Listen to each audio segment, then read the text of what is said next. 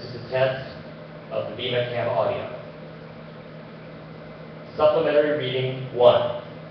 I was whole, broken, and now I'm whole again.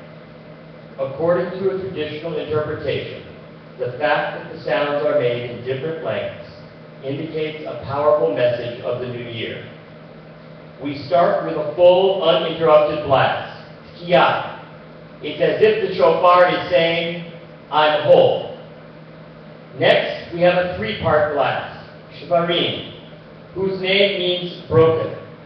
The shofar says to us, I was whole, but now I'm broken. The third set of blasts is called Teruah, a staccato series of short blasts, even more broken than the previous set.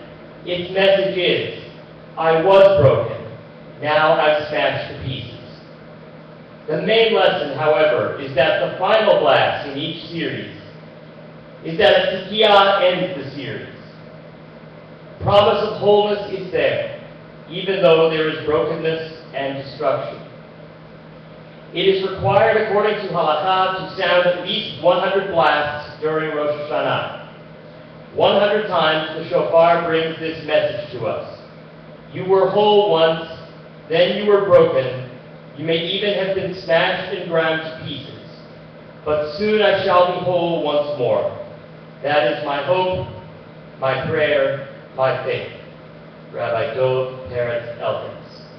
This is the end of the audio test.